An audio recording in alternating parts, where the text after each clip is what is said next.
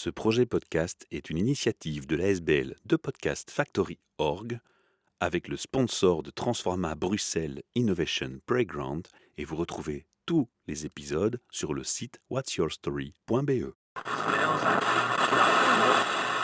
You're listening to the Podcast Factory. Bienvenue pour un nouvel épisode HR Meetup, votre podcast sur les ressources humaines et surtout les passions au travail. Aujourd'hui, j'ai le grand plaisir, de retrouver Pierre-Yves Vittelet à mon micro, qui est déjà venu il y a très longtemps dans nos émissions podcast. On était encore à l'époque à l'hôtel de Plaza à Bruxelles. Exact. Merci de me faire confiance, de revenir à mon micro. On Avec s'est plaisir. perdu de vue pendant le Covid, on s'est perdu de vue parce que les événements HR Meetup avaient été suspendus assez Mhm. longtemps, je dois dire. Mhm. Et d'ailleurs, on en organise un bientôt au mois de septembre, le 22 septembre. J'en reparlerai bientôt aussi sur les réseaux. Mhm. Et puis, je suis ton activité sur les réseaux sociaux et tu as beaucoup évolué, tu as fait des nouvelles choses et on va en parler. Alors, ce que je propose, en général, je dis aux gens, allez écouter l'interview précédente. Mhm. Vous allez sur whatsyourstory.be, vous tapez dans l'outil de recherche Pierre-Yves Vittelet, on va trouver ton intervention et ton podcast. Mhm. Donc, on saura dans ton rêve d'adolescent à ce jour ce qui s'est passé, si tu as aligné avec ton rêve. Tu te rappelles cette fameuse question? Non, et tu sais quoi, en fait, je me souviens pas du tout de ce que je Non. vais raconter, donc je devrais être le premier à aller réécouter ce que j'ai dit à l'époque. Alors, c'est pas grave, mais ce que je vais faire ici, on va faire un peu exceptionnel. On va quand même reprendre cette question parce que Mhm. justement, ça fait très longtemps et c'est peut-être pas facile d'aller retrouver un vieux podcast pour les gens Mhm. comme ça. Donc, je propose qu'on reprenne la question. Donc, la question traditionnelle des Char Meetup. Je me demande même si on l'a pratiqué cette question à l'époque. Je pense même pas. La question de base maintenant qui démarre tous nos projets podcast, c'est pour un peu faire connaissance avec la personne, c'est lui demander de son rêve d'adolescent à ce jour, ce qui s'est passé, donc ce qu'il a guidé comme étude indirectement. Ouais. Et surtout, le but, c'est de voir si tu es aligné avec ton rêve d'adolescent. Alors en 2-3 minutes max, est-ce que tu peux nous résumer ça? Ok. Waouh. Très bonne question. En fait, on m'a posé cette question il y a pas tellement longtemps, il y a 2 ou 3 ans, et difficile de répondre parce que j'ai toujours eu beaucoup de projets en fait. Ah, Et j'en ai élaboré quelques-uns. J'ai eu des projets de musique que j'ai élaborés. J'ai eu des projets sportifs que j'ai élaborés. mais il y avait Mais une tendance qui sortait? oui, il y a une tendance. Il y a quand même quelque chose qui s'est dégagé. Et j'ai fait cette réflexion aussi. Je me suis posé cette question parce que je pense que c'est important aussi dans mon métier. Donc, je fais beaucoup de coaching, je fais beaucoup d'accompagnement, principalement en entreprise. Je pense que c'est important déjà de Trouver faire ce son travail. why. Voilà, c'est ça. Donc, j'aide pas mal de gens à faire cette démarche. Donc, j'ai intérêt à le faire moi-même. Et c'est vrai que cette question, je me la suis posée. Est-ce que je suis aligné? Est-ce que j'ai fait le chemin que j'avais envie de faire, etc. Alors, l'alignement que je trouve, c'est que c'est vrai que j'ai eu une grande passion pour un personnage de film dans mon adolescence. Ça remonte à avant ça. Mais j'ai un grand souvenir dans mon adolescence d'être intéressé par le personnage d'Obi-Wan Kenobi dans Star Wars. Alors c'est peut-être assez commun, peut-être, j'en sais rien, mais ce personnage de l'homme sage m'a fortement marqué. Et ce que je peux constater aujourd'hui, quand je fais un peu le chemin parcouru, c'est que mon métier, c'est coaching, formation dans tout ce qui est soft skills en entreprise. J'accompagne beaucoup de personnes, de managers et de directeurs notamment, par une forme par une réflexion sur ce qu'ils veulent, ce qu'ils sont. Et donc, il y a cette référence à la sagesse d'Obi-Wan Kenobi. euh, en toute modestie, j'essaie de trouver le moyen de dire ça avec le plus de modestie possible, mais Mais c'est sympa. je suis cette personne extérieure qui Mhm. vient, donc ça c'est le personnage d'Obi-Wan, qui est la personne qu'on va consulter. Bon, évidemment, je me déplace également, je vais sur place, mais je suis cette personne extérieure qui, par une forme de sagesse, c'est très difficile de garder la modestie et de rester humble par rapport à ça, mais c'est le travail du coach quelque part de mettre un peu en perspective, de poser des questions pour amener à la sagesse de la personne. Donc, Mais l'admiration que tu avais pour ce personnage, est-ce ouais. qu'elle t'a conduit à un moment donné à faire un choix d'études en particulier ou à choisir un début de carrière spécifique? Non, pas du tout. J'ai un parcours d'entrepreneur, donc Directement. ça veut dire que j'ai été à gauche, j'ai été à droite, j'ai pas du tout ce tracé direct. Voilà. J'ai fait des études dans le domaine de la création du visuel, puisque j'ai fait l'INRACI, donc j'ai fait de la production cinématographique et audiovisuelle en général. Ah ouais, donc ça te parle les podcasts? Ouais. Et aujourd'hui, ça me sert beaucoup pour tout ce qui est réseaux sociaux, création de contenu, etc. Clairement, Donc quoi. tout ce qui est rapport à l'image, tout ce qui est rapport au son, Mhm. c'est quelque chose qui finalement me sert. Je crois que mes parents sont rassurés de temps en temps de savoir que finalement, ils n'ont pas payé toutes ces études pour rien, même si c'était qu'un graduat. Donc, j'ai commencé comme ça, puis j'ai travaillé en entreprise. Assez rapidement, j'ai travaillé chez Lévi-Strauss. J'ai été gestionnaire de marché, j'ai été formateur en interne, j'étais gestionnaire d'équipe, j'ai travaillé dans des call centers. Donc, en fait, j'ai eu un parcours d'études, je dirais, artistiques, mais très, très vite, et toujours en lien avec la production, donc quelque chose d'assez concret, mettre dans la matière un projet artistique. Et Et puis, j'ai travaillé et dans le le déclic concret. pour aller au coach, alors, ça s'est fait comment? Trois. C'était quoi le titre exact de ce livre? Trois essais sur la sexualité de Freud à 18 ans, peut-être, dans la bibliothèque familiale. Tiens, c'est quoi ce livre? Et puis, peut-être qu'à 18 ans, on peut être intéressé par un match de football, on peut être intéressé par une star du chant. Et moi, j'ai été passionné par les trois essais sur la sexualité de Freud. Et je me suis dit, waouh, ça, c'est un domaine qui va m'intéresser. Et depuis, j'ai pas déposé les livres et je continue à en dévorer et je fais des piles de bouquins à lire. Donc, Sauf que t'es voilà. pas devenu sexologue, t'es devenu coach. C'est l'accompagnement de À l'humain. mes heures perdues. D'accord, j'en apprends tous Ouais, les ouais, jours. ouais, Je ne ouais. savais pas. Alors, donc maintenant, nous, on t'avait reçu à notre micro. À l'époque, tu nous parlais d'activités en équipe dans les entreprises. Ouais, tout à fait. On Ouais, parlait à l'époque de tai chi, si je me ouais, rappelle bien. tout Tu à nous avais fait. expliqué un peu ce que c'était le tai chi. Donc voilà, Mhm, maintenant, on arrive au stade où les mhm, auditeurs qui auraient raté cette première interview ont bien mhm, récupéré le truc. mhm. Tu me rappelles le nom de l'activité? Tu lui as donné un nom? Oui, je lui ai donné un nom parce qu'il y a un moment, il faut trouver un nom. C'est une chouette réflexion par rapport à l'entrepreneuriat. On passe beaucoup trop de temps à trouver le nom correct et en fait à tourner dans la soupe. Donc j'ai juste donné Fighting Flow comme nom, Fighting Flow. J'ai un compte Instagram et j'ai une chaîne YouTube qui marche relativement bien, puisqu'à ce jour-ci, j'ai presque 19 000 abonnés sur YouTube. J'ai décidé pendant la période Covid de donner cours à distance à mes élèves que je ne pouvais plus voir et puis aux personnes qui avaient envie de se mettre au Tai Chi. Le Tai Chi, c'est cet autre élément qui est en lien avec Obi-Wan. Est-ce que je suis aligné? On connaît Obi-Wan Kenobi pour sa philosophie, sa sagesse, mais on le connaît aussi pour son côté art martial et l'épée. Ben, j'ai été trouver ça dans le Tai Chi Chuan. Le Tai Chi Chuan, c'est un art martial chinois. Tout se tient, en fait. Et tout finalement se tient, donc je suis pas trop mal aligné. Il y a des petits trucs sur les côtés que j'ai pas réussi à mettre dans la même case, mais cette partie-là, en tout cas, elle s'aligne. Donc j'ai une pratique d'arts martiaux en plus de mon activité principale de coach et de formateur. Alors, on va rester dans l'art de la bataille, hein, si je peux Mhm, dire comme ça, mhm, parce que c'est un des éléments clés qui m'a un peu interpellé. J'ai vu une mhm. vidéo circuler Ouais, sur LinkedIn. ouais, Tu peux nous en toucher un mot? C'est une nouvelle approche, ouais, c'est un ouais, nouvel aspect de ton coaching que tu ouais, veux mettre en avant et c'est un peu pour ça qu'on s'est dit on va se revoir, ouais, on va en parler, tout on à va fait, présenter ça aux auditeurs. tout à fait. J'ai la chance et le grand plaisir de connaître assez personnellement des personnes qui travaillent dans les forces spéciales. Alors, militaires partiellement et surtout la police fédérale. Donc, j'ai l'occasion de m'entraîner avec eux.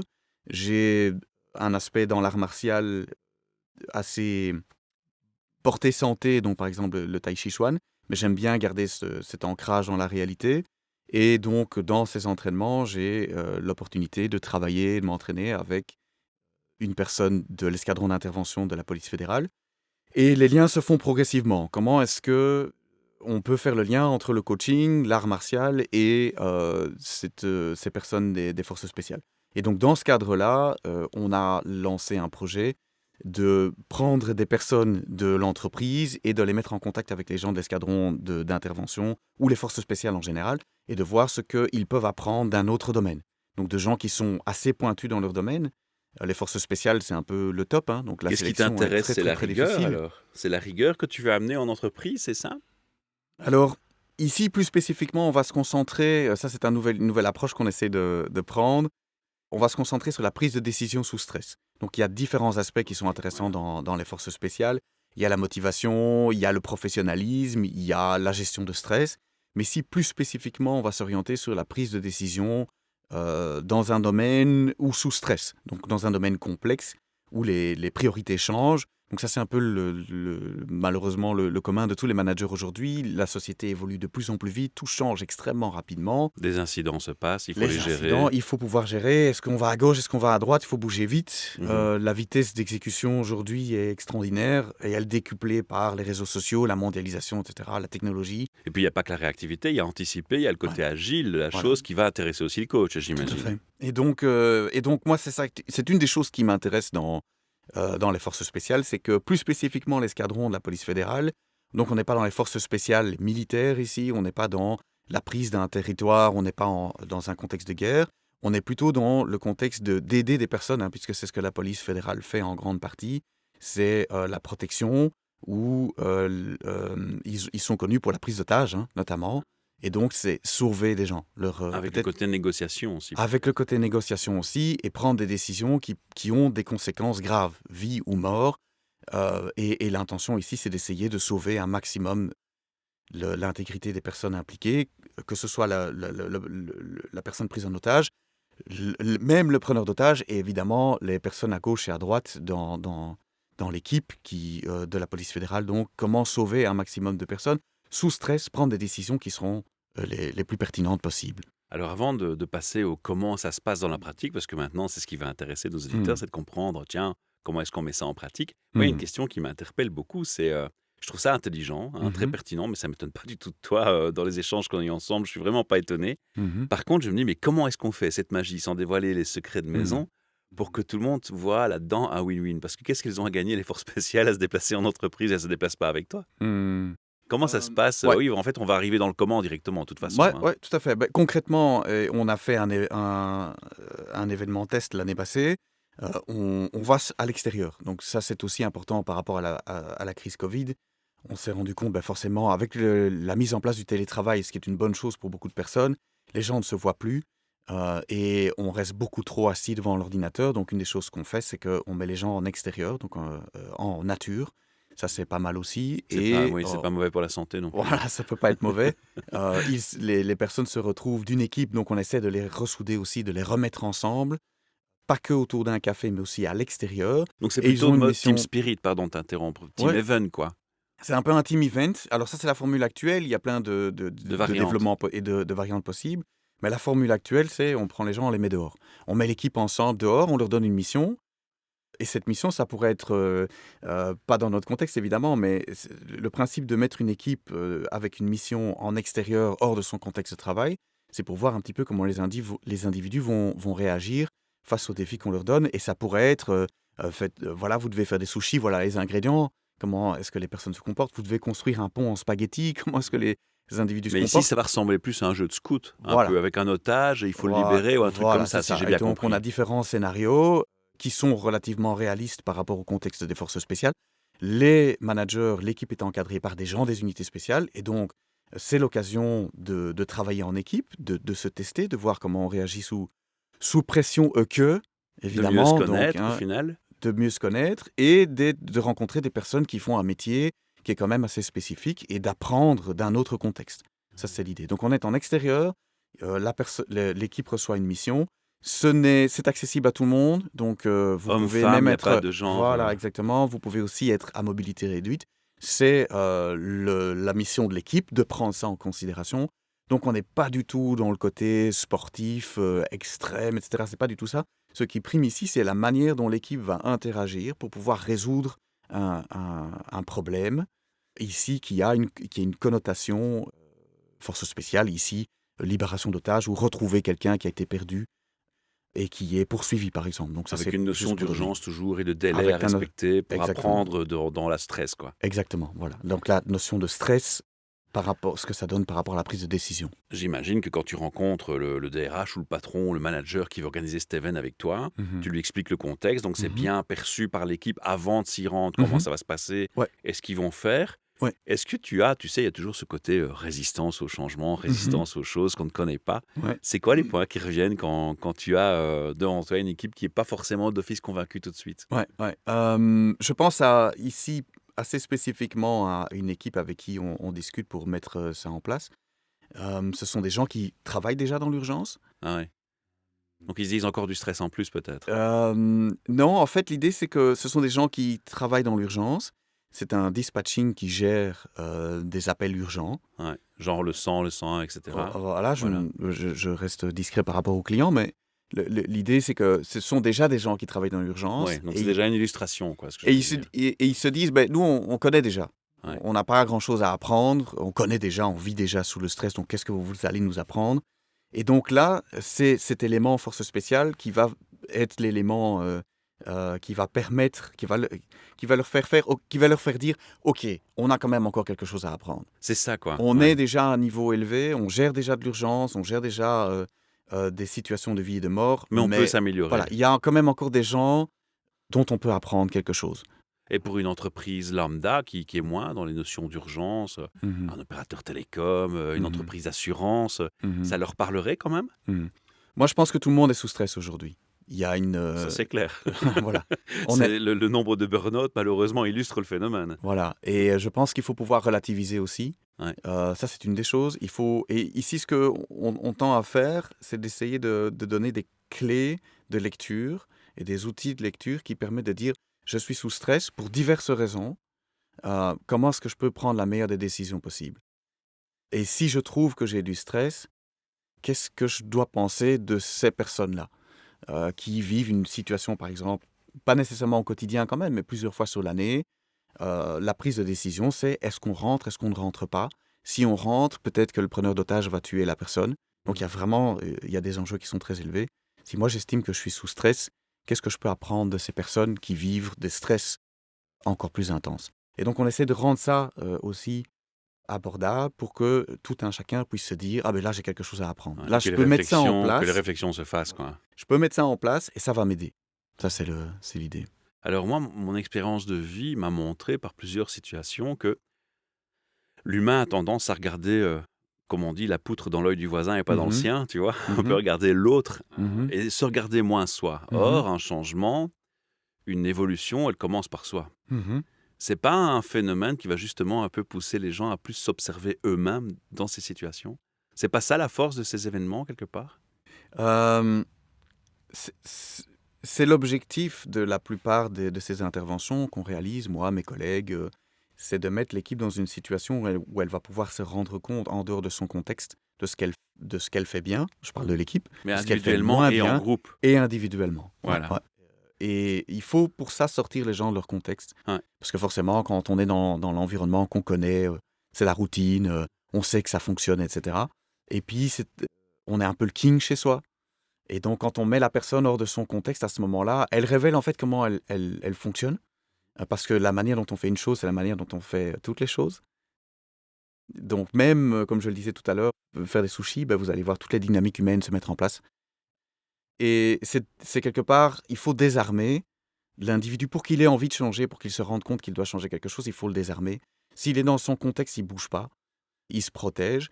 Quand on le met dans un autre contexte, il est à nu sans même vraiment s'en rendre compte. Limite un peu déstabilisé, ça remet les choses en jeu, quoi. Et le naturel sort tout de suite. Ouais. Et c'est ça qui est intéressant dans ce système, dans cette proposition, comme dans d'autres propositions que moi et mes collègues mettons en place. Ça me fait penser qu'un lien avec un mouvement qui était très à la mode à un moment, mais qui est toujours existant, qui est le jeu en entreprise, en Mhm. fait, hein. C'est un peu la Tout à fait. situation dont on fait un Ouais. jeu. Ouais. C'est un peu comme ça qu'il faut le voir, hein. Ouais. Et ce jeu, même Tout à s'il y a fait. une pression et une tension dedans, Ouais. bah, il révèle plein de choses et Ouais. c'est magique. Ouais. Moi, je me pose la question encore, comme tu disais tout à l'heure, mais qu'est-ce qu'ils y gagnent, les forces spéciales?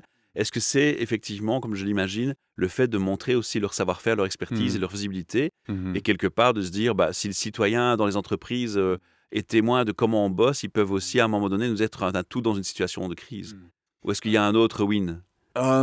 Des personnes que je connais, il y a une très grande envie de partager. Donc ce sont des Ouais. personnes qui ont une grande carrière, ce ne sont pas des débutants, ce sont des gens qui ont Qui sont passé... passionnés, quoi. Ils sont passionnés, ils ont pour la plupart au-dessus de 40 ans, donc ça veut dire qu'ils ont une carrière derrière eux, et ils sont dans une phase où ils ont envie de partager. Or, ils travaillent dans un domaine qui est extrêmement secret, et donc ce sont les hommes dans l'ombre, hein. Ils font ce travail. Ça, c'est une chose qui m'anime personnellement, c'est un de mes why. C'est que je trouve aujourd'hui que la société est extrêmement confortable, et il y a plein d'inégalités, il y a plein de gens en souffrance, ça je ne dis pas du tout, hein. Mais quand on regarde d'où Si on on vient, relativise, si on si on relativise, ouais. relativise, la société aujourd'hui est beaucoup plus... on est beaucoup plus en sécurité qu'on l'était probablement qu'on l'était il y a 100 ans, qu'on l'était il y a 200 ans. On tend à oublier qu'une des raisons pour lesquelles on peut dormir sur nos deux oreilles la nuit, c'est qu'il y a des gens qui se lèvent à 2 heures du matin pour être à 3 heures au briefing à la caserne, pour aller chercher des personnes qui ont des intentions mauvaises, à 5 heures du matin, en risquant leur vie. Et comme ils passent assez peu à la télévision, parce que c'est l'objectif, hein, ils restent relativement discrets, on ne se rend pas compte. Donc, on se rend compte de la valeur de ce qu'on a souvent quand on le perd. Ah, Et je pense malheureusement, qu'aujourd'hui, ouais. cette sécurité, je sors la nuit, je vais boire un verre, je rentre. Je ne me pose pas la question de savoir si je vais me faire découper en morceaux au coin de la rue. C'est en partie parce que des personnes travaillent en arrière-plan. Et ces personnes, ben voilà, j'en connais quelques-unes et j'ai envie de leur rendre aussi euh, cette faveur Leur lettre de, d'honneur, en fait. voilà, qu'ils aient cette opportunité de partage Hein, qu'ils ont envie de partager leur savoir, ils ont envie de transmettre ce qu'ils ont appris sur leur carrière. Et j'ai envie de pouvoir faciliter ça. Donc je pense qu'il y a un win-win. L'entreprise gagne en rencontrant des professionnels qui sont extrêmement compétents dans ce qu'ils font. Et ces professionnels ont envie de partager. Et voilà, j'espère pouvoir être cette personne qui fait le lien entre les deux. Bah, j'aimerais qu'on on fasse une petite seconde de respect, quoi. On leur signale un petit peu le respect qu'on a pour eux. Mhm. Donc, un petit coup de chapeau à ces gens qui sont passionnés, comme tu le dis si bien, Mhm. hyper indispensables. On a tendance, en effet, à l'oublier trop souvent. Une dernière question encore par rapport à ça. Est-ce que parfois, il n'y a quand même pas des gens qui se disent, mais enfin, ça fait quand même hyper militaire. Ouais. Ça n'a pas un côté réfractaire, ce côté militaire? Si, totalement. Totalement. Il Je y joue a... l'avocat du diable, hein, mais Ouais, non, j'essaie un non, peu de tu fais bien, tu challenger le fais bien. projet. Alors, ce qui est intéressant, c'est que je me suis posé la question avant de commencer. Euh, je suis entrepreneur, tu es entrepreneur, tu travailles beaucoup avec des entrepreneurs. Une des choses que l'on enseigne aux entrepreneurs, c'est de ne pas tomber amoureux de leurs produits.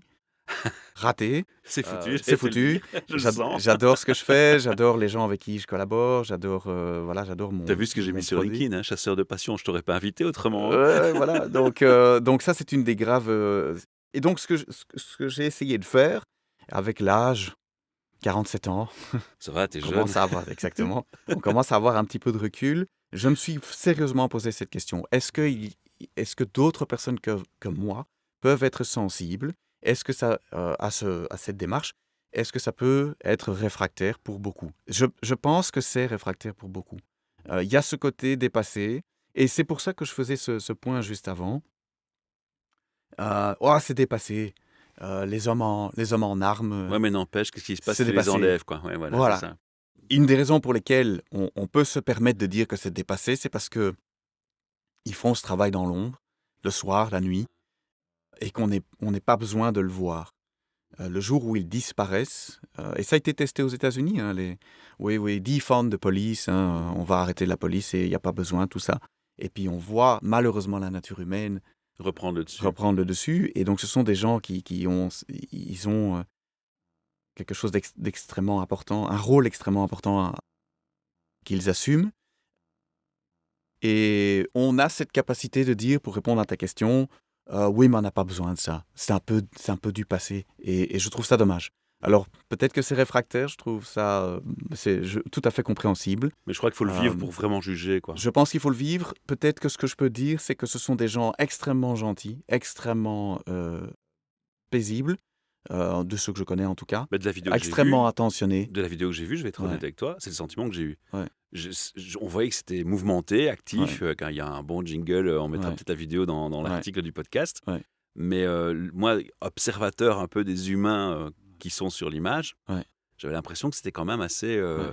Il y a un côté zen, Ouais, un côté rassurant. ce sont des personnes de famille, ce sont des personnes qui font un métier qui est difficile, mais ce sont des personnes avant tout qui recherchent à ce que les choses se passent le plus calmement possible. Et donc voilà, c'est pas du tout va-t-en-guerre, que du contraire.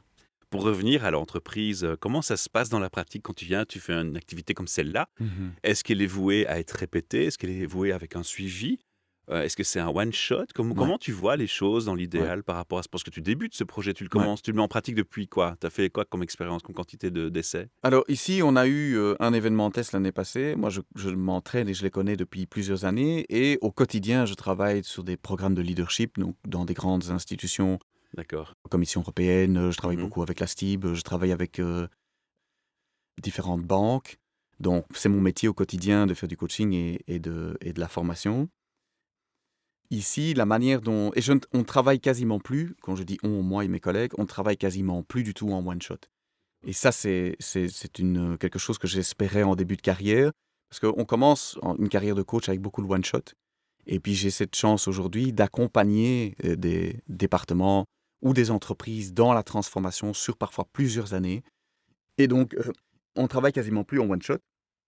Et donc, l'idée ici, c'est d'utiliser cet événement comme un point de parcours, Et un point de débriefing par la un suite. point de débriefing qui donne lieu un peu à une prise de conscience de ce qu'il y a à mettre en place pour pouvoir provoquer une évolution. Et le coaching évolutif en Voilà. question. D'accord. Coaching, formation, workshop est créé ou devisé à partir de ce qu'on voit. Donc c'est un peu une prise de température et puis on peut rejouer un événement similaire plus tard pour voir un petit peu le gap, qu'on espère positif, avec la mise en place entre les deux événements, du coaching, de la formation et du workshop. Alors, ne vois pas chez moi une intention de ne voir que le mauvais, mais il faut être conscient qu'on vit dans un pays qui est trilingue, avec 3 langues Ouais. nationales. Ouais. Tu t'adresses à des entreprises de grande envergure qui Ouais. ont un public multilingue. Mhm.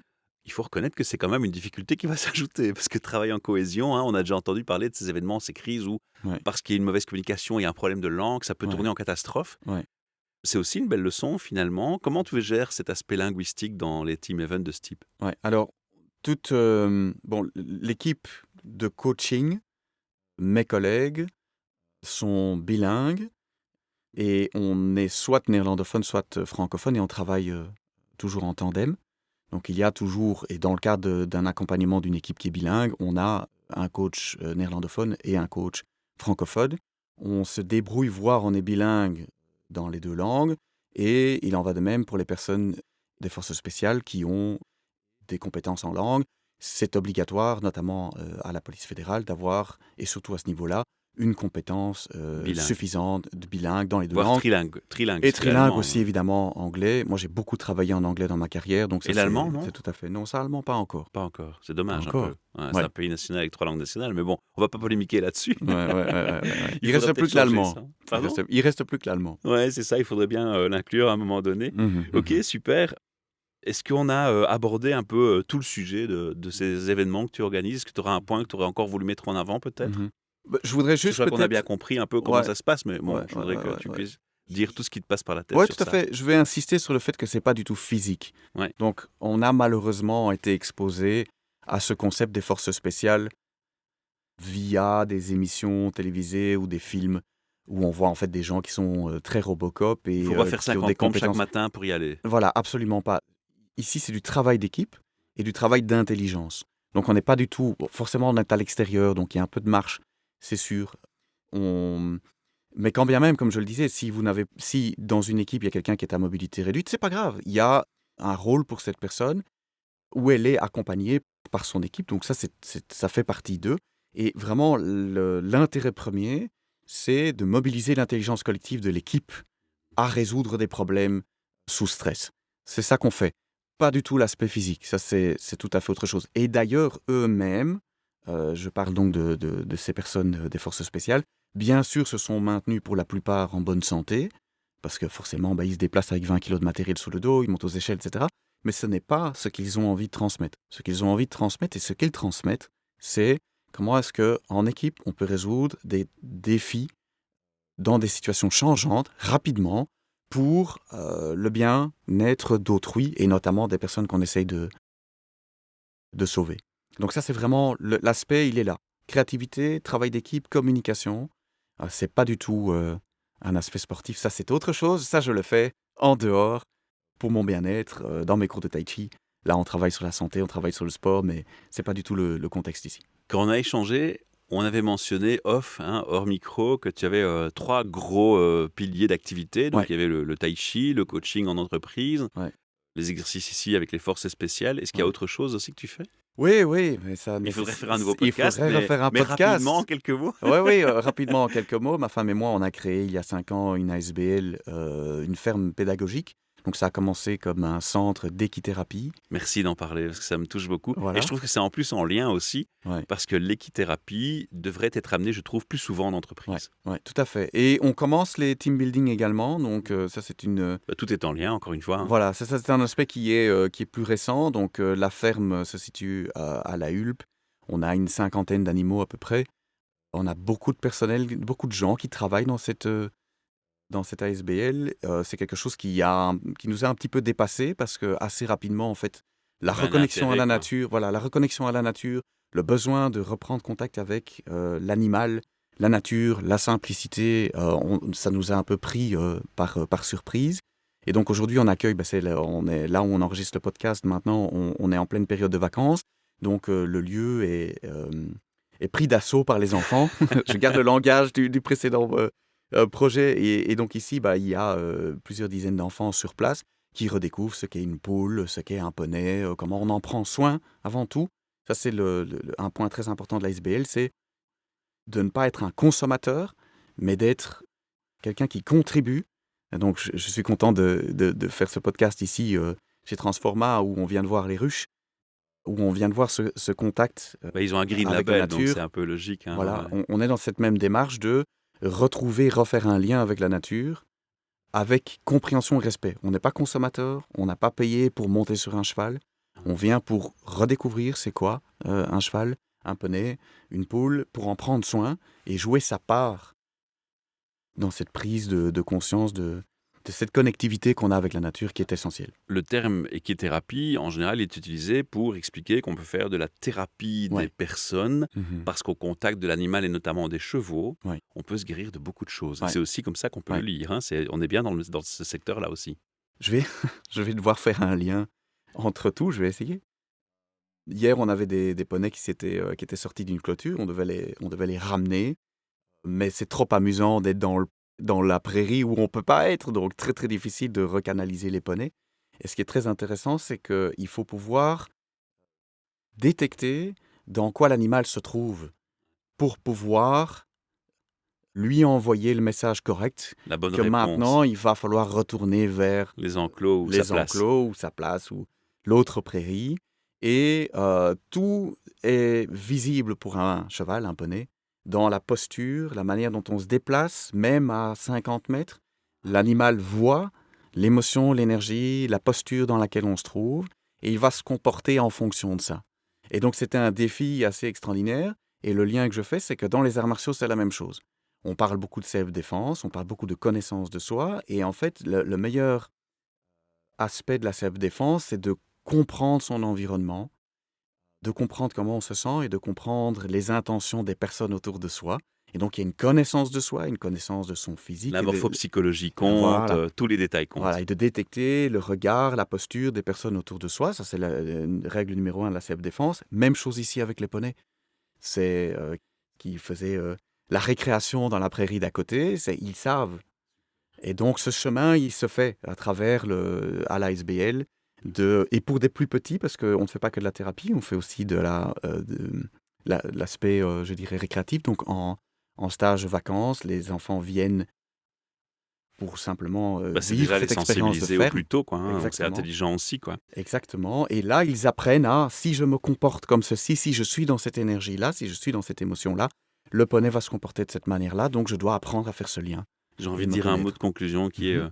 le coaching par excellence, en toutes les phases et tous les domaines possibles. Ce qui est Je te important, remercie. et ce qu'on va faire avant de quitter, de fermer et clôturer cette émission, c'est de nous signaler pour nos auditeurs, peut-être, Pierre-Yves, les liens des sites Mhm. internet sur lesquels on peut aller Ouais. retrouver alors les événements Team Event Ouais. avec les forces spéciales. Ouais. On va sur quel site? Ouais, alors ça c'est www.specialmissionteam.com. Voilà, on mettra le lien dans l'article de toute façon. Voilà. Et pour l'équithérapie et la Alors, ferme, la La, SBL, alors la ferme Équilibre, c'est equi-libre avec s.be. ouais, que On je a suis aussi une sur la page page Facebook. Exactement. Voilà. La page Facebook est assez bien alimentée. Vous voyez un petit peu la vie Ouais, c'est au ça. quotidien C'est inspirant. de nos poules, de nos hamsters, de nos lapins, de nos poneys.